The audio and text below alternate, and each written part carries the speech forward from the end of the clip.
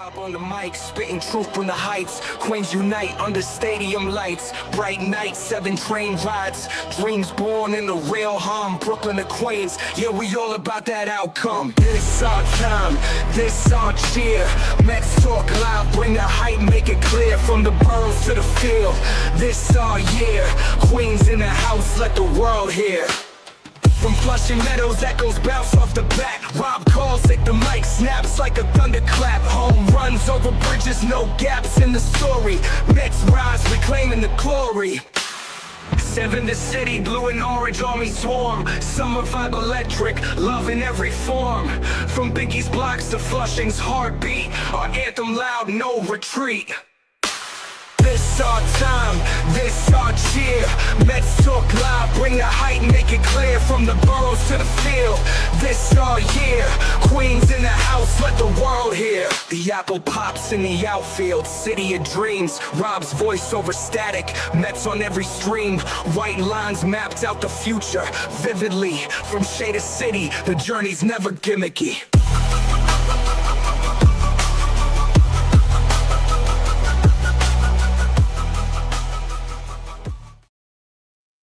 What's up, Mets fans? Welcome to Mets Talk Live right here on the channel and on X. I do apologize if this Wi-Fi is kind of sketchy, but as long as you can hear me, that's all that matters. So just let me know in the comments, guys, if you can hear me, because that's the most important thing. Just so I have an idea of what's going on. And let me just, there we go.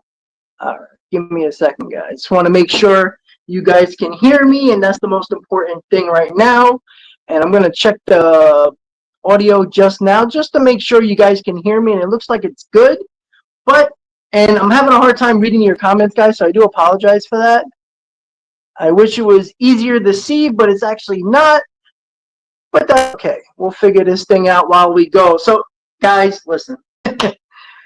When it comes to yesterday's game, there isn't much to talk about. And, you know, obviously I'm in Pittsburgh. I was at the game yesterday, as most of you know. It was just a shit show, guys. It just a terrible performance. After coming off back-to-back wins against the Braves, splitting the series at home, everybody was like, all right, let's get back on our feet here. The offense looked better. They weren't just, hitting solo home runs. They were, getting some clutch hits, driving in runs. It was nice to see over the last 2 games against the Braves, and then it was just more of the same nonsense yesterday. Couldn't hit. They had 6 hits yesterday. Obviously, the only excitement we had was early in the game when Soto hit the solo home run, and that was basically it. And we just can't rely on just the home runs, because the Mets can hit home runs. They just hit a lot of solo home runs. As we've seen in the Phillies series, where they hit 7 home runs, it's just not what we need at the moment. And I really wish I could see these comments, but I cannot. It's so sad. All right, that's all right. I'm sorry about that, guys. So I'm going to try to read the comments while we go. Maybe it'll pop up on that bottom part. It's very small, but that's okay. We'll get it together here. So if I do apologize, if you guys are rolling in the comments, and I know all of us are frustrated. We all see that on a daily basis here, guys. And we just got to understand that maybe this team isn't as good as advertised. Yes, there are injuries. Yes, the rotation has massive injuries. That's obvious with the Senga injury. We know about Manaea. Montas just came back. But overall, it's just been a bad show. It's been a bad showing from these New York Mets. And the offense, we're already past halfway point of the season, and we're getting closer and closer to the end of the month. And, we're going to be talking about trade deadlines and what this team needs. Well, can we be honest here, guys? The New York Mets need everything. The New York Mets need everything. Bullpen, rotation, lineup, maybe a little bit better bench. They need everything here, guys. And this is the problem that we continue to talk about. And what I've talked about, what my biggest concern was with the New York Mets all season. Now, I'm still shocked by this lineup. I'm going to be completely honest with you. I thought at some point they were just going to take off and score more runs and just be a better offense. But you know, when Alvarez is in the minor leagues because he sucks, when Vientos hasn't performed like he did last year and then got hurt, and you put everything else in the conversation where you don't really have a third baseman.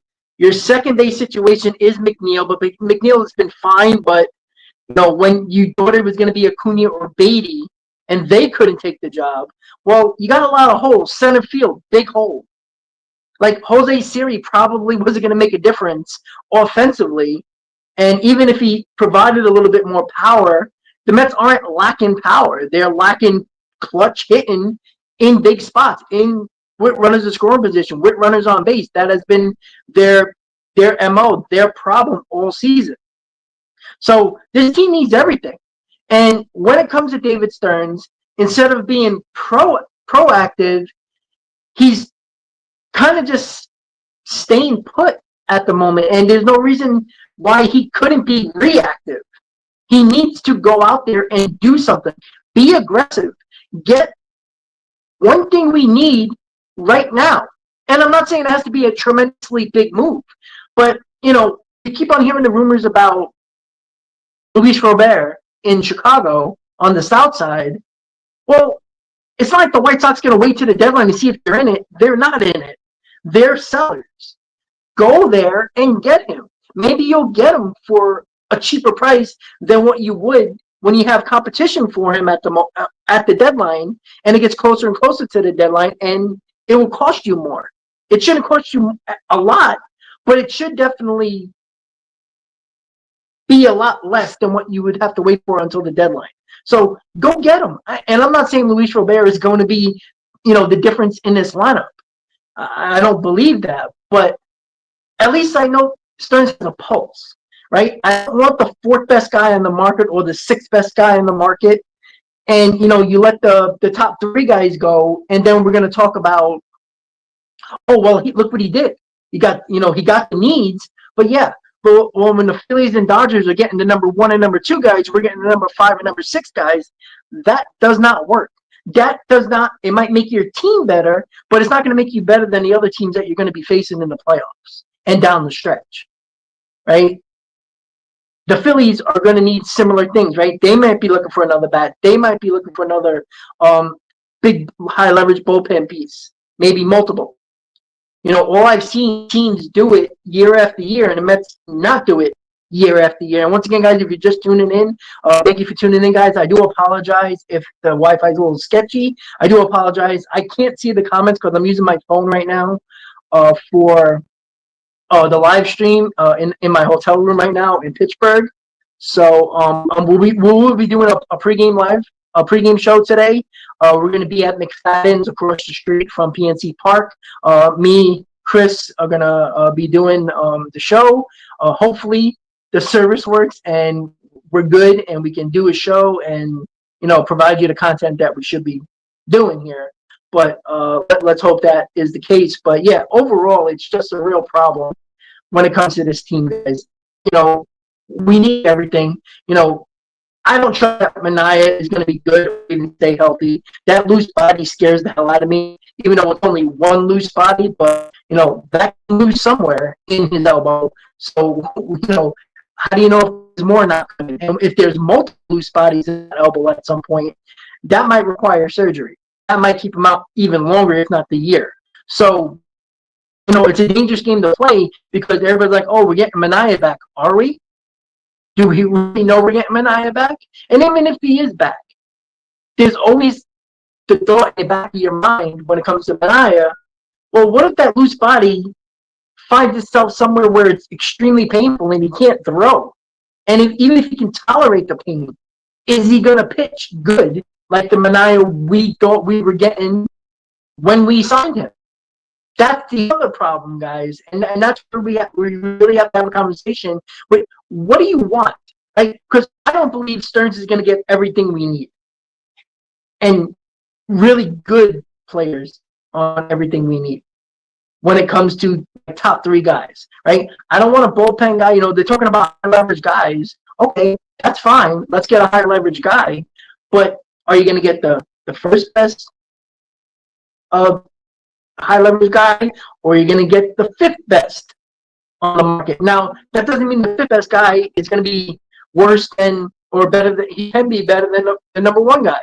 That could truly be possible. But more often than not, it doesn't work out like that. And it absolutely could. But we all have to remember here the fact that, when we got Stag, Mayton was better during the regular season when we got him than Static, and it flipped. Mayton sucked in the playoffs, and Static was really damn good. So, so we really don't. You can't say that the 10th best guy in the market is going to be worse than the number 1 guy in the market. We just don't know that. There's no reason why they can't get the big guys on the market. There's no reason, right? You got the money. You're going to add the role. You got the prospects. Now, it's still yet to be determined if Stearns is willing to do that. And the way that we continue to bring these top prospects up, and these top prospects continue to look like they're not top prospects, makes you wonder, what are other teams thinking about the New York Mets prospects? Right? Hey, Alvarez, number 1 prospect in baseball a couple of years ago, top prospect for the Mets, and he's back in the leagues trying to figure out if he can actually play baseball and be a good player. Acuna gets sent down. He was basically a glorified pinch runner and defensive replacement for the New York Mets. When they told you that it was a competition between Beatty and Acuna won the job, Beatty got sent down. Acuna couldn't keep the job even when McNeil came back. And then when Wicker got hurt, Beatty came up. Beatty got hot, and Acuna was on the bench. So, and then Vientos is a shell of himself from last year at this point, and he's just coming back from injury. So, yes, we're going to give him time. So, we're proving that at this moment that our team's skeptical to take our prospects, knowing that when we do bring them up, they haven't performed. And it's been very rare and very minimal that they have performed well at the major league level. So I don't know what this is going to do. I don't trust him when it comes to a deadline. I don't believe he's going to do what he needs to do to be an all-in type of guy.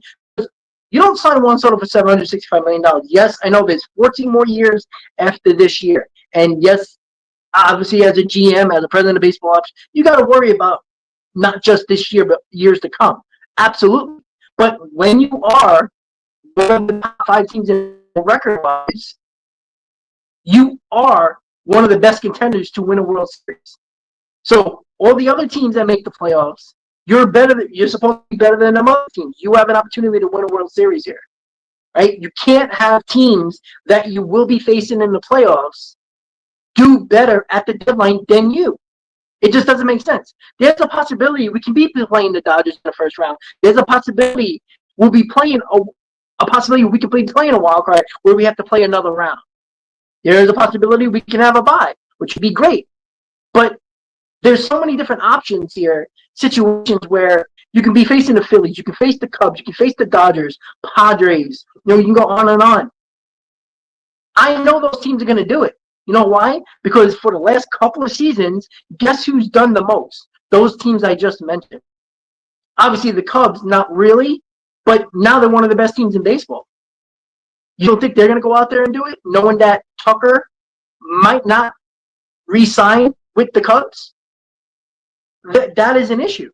That is a huge issue. So you don't only have to make your team better, you have to prevent those good guys or the best guys on the market or most of the best guys to try to avoid going to those other teams that are going to be your competition. We can't just be, oh, well, the Phillies got him. Who cares? We got the second best guy.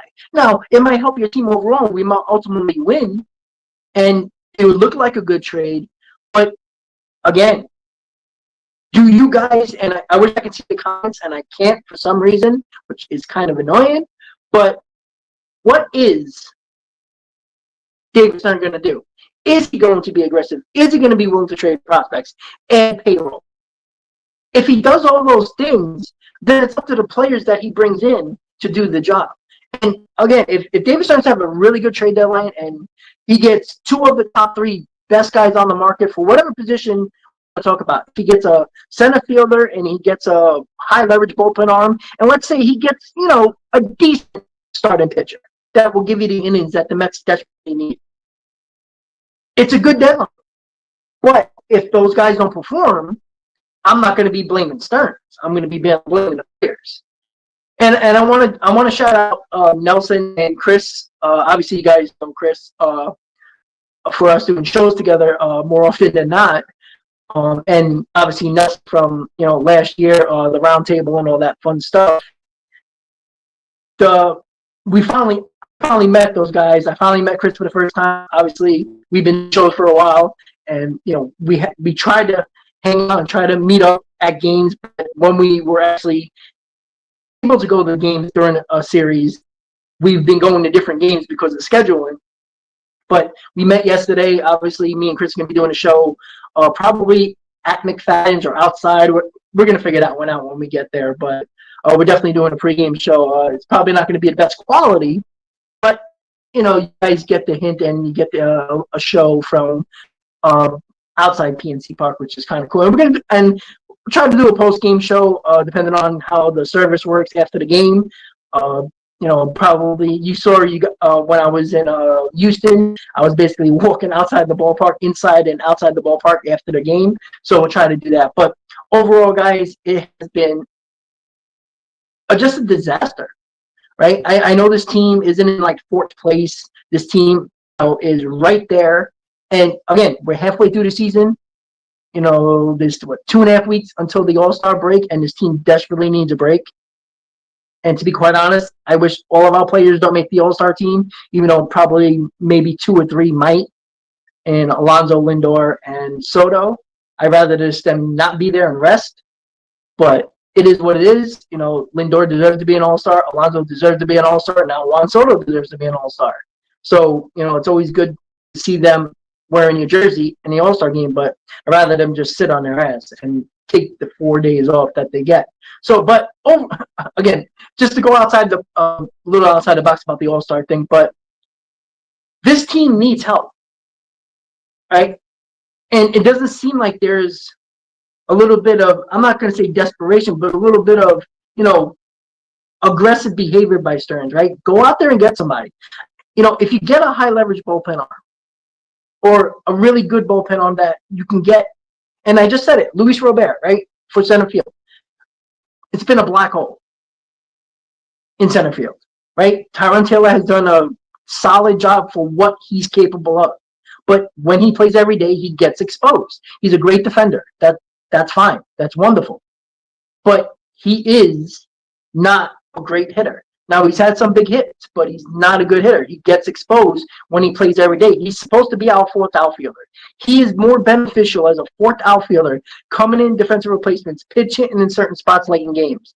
He is that type of guy. That's what we got him for. He was never meant to be a starting center fielder for the New York Mets. For another team, maybe, but not for the New York Mets. We're supposed to have better guys in left, right, and center than we have trying to use Bader, who struggled last year. Siri got hurt. Tyron Taylor, Jose Siri was probably going to be the starting center fielder this season if he didn't get hurt. Tyron Taylor was going to be the bench guy. And if it happened that Tyron Taylor played better than Siri, it would have been flipped again. That's not the plan. The plan is to get the better center fielder in center field and use Tyron Taylor the way he was sought out to be. And that is a utility guy that can play all outfield positions, that can come up, pinch hit in a spot. That's what he's supposed to be. And once again, I do apologize. I cannot see your comments. I'm using my phone right now to stream. And also, I'm sorry if the Wi-Fi is a little shoddy. I can't see the comments, so I don't know if you can see me well or not. Hopefully you guys can hear me. You guys are still there, so I'm assuming you can hear me. But I just don't understand. Like, Luis Robert is a guy that's out there.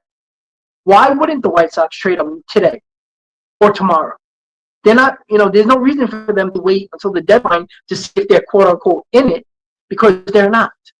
They're sellers. The Rockies right now are sellers. Take a pick of the litter. Let's see what you can get.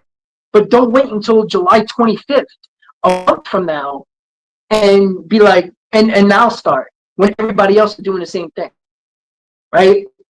As I said earlier, Diaz's brother, the Dodgers traded for him when Tanner Scott was struggling. That's a good move. Like I think Diaz's brother, Alexis Diaz was injured, but we know he has a good arm. Like that's going to be a solid addition to their bullpen, right? We know about the Devers trade to the Giants, right? I'm not saying we could have got those guys, but possibly we could have. But at the time when Alexis Diaz got traded to the Dodgers, the Mets bullpen was excellent, so you didn't have to worry about that. It wasn't a big deal to Mets fans. Well, now it's a big deal, right? Luis Robert is up there. You need help at center field. He has potential. Now, I don't want Luis Robert. I don't think it would be beneficial for the Mets to get him. Now, again, he can just come to a new team, have some life, and look like the player he was a couple of years ago. But it's a big risk. But if you're gonna take on the contract, and you think he has a team option after this year, if I'm not mistaken, he's under contract. Go get him. He's not going to cost a lot. If it's minimal damage to your farm system, great. It's clearly the thing Stearns loves the most, right? Low risk, high reward. That's what Luis Robert would be. So he would be that. Go get him. Well, there's no reason not to. You're not losing much from your farm system. Yeah, you got to add a little bit of payroll, but the low risk, high reward is right up David Stearns' alley. And that's what he needs to do. Go get him, right? I don't like necessarily going to get him because that kind of means you're out on multiple center fielders like Mullins, like Duran, who Mullins will be traded. Duran possibly might be traded. I would rather have those two guys than Luis Robert, but he's probably going to cost the least, which is, again, right up David Stearns' alley. And there's potential for a higher reward with the lower risk. So go get him. Like there's no reason not to get him now. And you would have a whole month of Luis Robert to see if he can, be better than what he's been. And then if you don't, then well maybe you might have to get another. Maybe you just have to find a DH bat or something like that to help the lineup. And Luis Robert is on his team and he is good defensively, but that's the struggle when you don't do what you need to do in the offseason. And I've complained about this for years. There is no reason, and I'm not saying to have a complete team going into the first on opening day, right? I don't kind of expect that, but why leave holes when there's a possibility you're going to need that at the deadline? Why not get it in the offseason? And if they don't perform, that's what the deadline is for, to get replacements for those guys that are not performing. You don't leave holes. Like, did anybody believe that there wasn't going to be a hole in center field? We knew second base was going to be an issue, right? We had no idea. Everybody loved Acuna, but nobody knew what he was going to be. Jeff McNeil got hurt. Brett Beatty, nobody wanted on his team. So there's holes, right? I've never trusted this rotation. Right? Injuries or not, they're not pitching. So that's a problem. But hey, Cannon's only $4.5 million, so it's not that important, right? That's the problem that I have when it comes to, because any pitcher can get hurt. Yeah, you might spend $20 million on one of these pitchers that are better than Griffin Cannon, but there's a risk for all these pitchers, right? Why ain't people complaining about the $20 million that we're giving Manaea, who's been hurt, who hasn't thrown a pitch this season? Right? Like, what's the difference between Manaea and Griffin Cannon? Griffin Cannon was on the mound for 2.5 months for this, almost 3 months of the season for the New York Mets. It's not as bad of an injury because he's only making $16 million less. Clearly, it hurt us.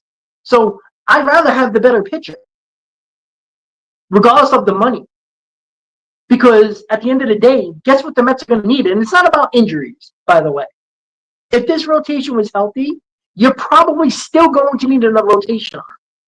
That's a fact. Because I didn't think Clay Holmes was going to do this the entire season. I don't trust Kodai Senga. Again, hurt again. For whatever, even if it's a freak injury, and he was reaching for a ball, and however he got hurt, he got hurt. So there was always risk there, and it's the lower leg, which is always an issue for Kodai Senga. Minaya, as I said in the offseason, would anybody be shocked if he got injured? He completely changed his mechanics last year. He's never done that before, and he drastically changed his mechanics and the way he pitched. And he threw harder. His balls had more movement.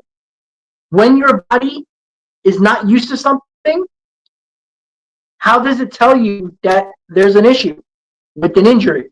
That's what happened to Sean Manaea. This wasn't a freak injury. This wasn't a fluke injury where it just came out of nowhere. I was telling you guys this in the offseason, that changing your mechanics, possibility, there's a higher risk of him getting hurt or any pitcher getting hurt. We see this all the time. So I'm not shocked by Manaea getting hurt. But what is the difference between Manaea getting hurt and Griffin Canning getting hurt? They're both hurt. Because you saved $16 million on Griffin Canning? You feel good about yourself? You feel better because you didn't spend that type of money? It's stupid concept. Right? David Stearns has won nothing.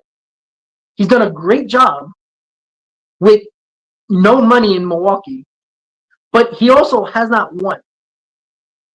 And just because he has money doesn't mean he knows how to use it properly.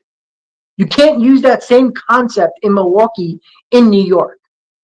Because let's be honest, guys, who did he bring in? He had Burns. He had Woodruff. So he got these guys from his farm system. These guys were already top starters. So, yeah, you bring in third, fourth, fifth starters. I mean, there's thousands of them. You can bring them. There's hundreds of these guys in Major League Baseball. The Mets have 6 of them. So he's found those guys, but he didn't have to worry about aces or top 2 starters because he had those guys in the 2 guys I just mentioned, Burns and Woodruff. So it was kind of easy. But you can't develop a rotation around Senga, who had one good season with no pressure in 2023 at all because the Mets were terrible. Didn't pitch last year because of injury. Now hurt again. When he's on the mound, he's very good. But it's far and few between over the last year and a half. And I still don't trust him because he is a guy that needs to have everything go right for him on the mound to pitch well. And also needs extra days off. That don't consider me an ace. That doesn't consider me a top guy. When you need him the most, you can bet the best pitchers in baseball are, in my opinion, is when you ask them, hey, we need you today. You can't say, well, I don't feel right. I need that extra day. Well, guess what? I don't care. We're paying you. You need to pitch. You're considered, quote unquote, the ace. Go out there and do it. It can't be everything perfect can't happen in a situation. So do your job. Pitch. And that's the problem. The Mets don't believe he can pitch when needed. Again, that's why I don't trust him in the playoffs. When you're in a 7-game series, can he pitch 1, 4, and 7 for us? Now, depending on the off days, possibly, but that's if he feels right. That's an ace. That's a top starter. I don't believe Kodai Senga can do that. David Peterson has, he's allowed to have a bump in the road, but he hasn't looked good the last couple of outings. He got rocked yesterday. Griffin Canning is done for the season, right? He was kind of the de facto hope of this rotation, of this pitching lab, and now he's gone. Now, it was a misstep, and that's how he tore his Achilles. Can't do anything about that. Shit happens. But overall, and Clay Holmes, he's gassed. To be quite honest with you, he hasn't got to 100 innings yet, and he looks gassed. And on top of that, this rotation that everybody seemed to love is still walking guys at will. And one of the worst teams in baseball would walk in the ballpark. This is 2 years in a row. So the pitcher lab didn't fix that. Hefner didn't fix that. So are we giving them credit now for not being that good? Because that's the problem. And I still don't believe if this rotation was healthy, I still don't believe it would be as good. I think they would eventually done would have happened. Everybody was talking about Griff Cannon's a big blow. His best season was a 3.99 ERA. At that point, on the mound that day when he got hurt. So he's having the best season for him, but that's it. It wasn't that good. And we're making it seem like it is so much. It was great. When your ERA jumped a full run within a month, I don't consider that good. I consider that average at best. And again, can you get through a season with that and make the playoffs? Of course you can. Of course you can. 162 game season, you don't rely on pitching to be dominant for an entire season. But when you get to the playoffs and you got to count on those guys who's never thrown that many innings, who's never been in a big spot, who now is in New York, can they consistently do that? Can they get to the playoffs and pitch well? I don't believe so.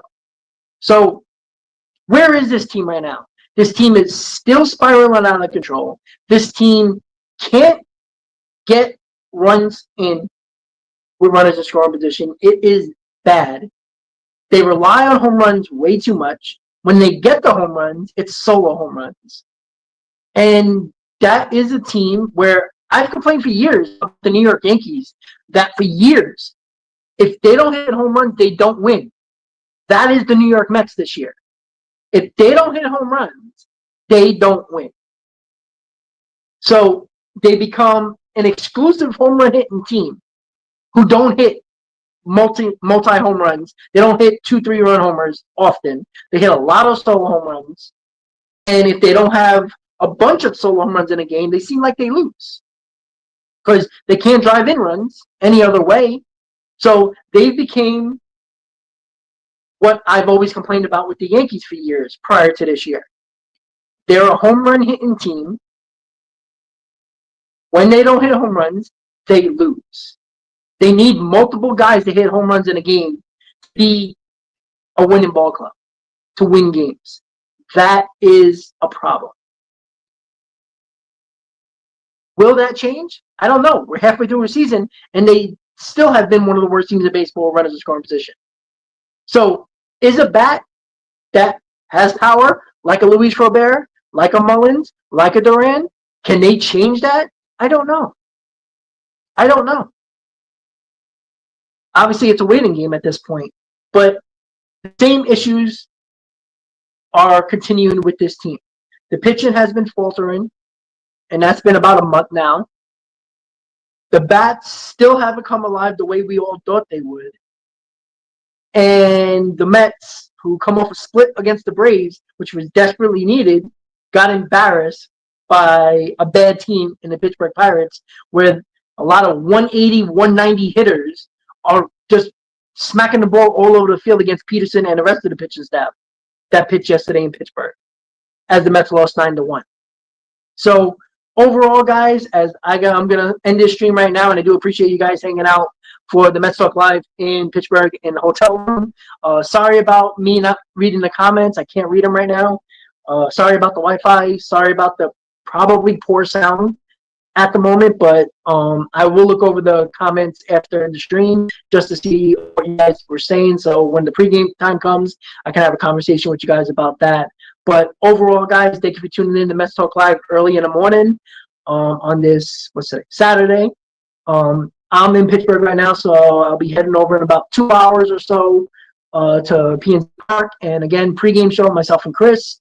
Probably be somewhere around PNC Park, hopefully in McFadden, so it'll be nice and cool while we're talking about the Mets. But if not, we'll sweat it out outside and talk about our damn Mets and pregame the game today. So Paul Blackburn's on the mound against Bailey Falter.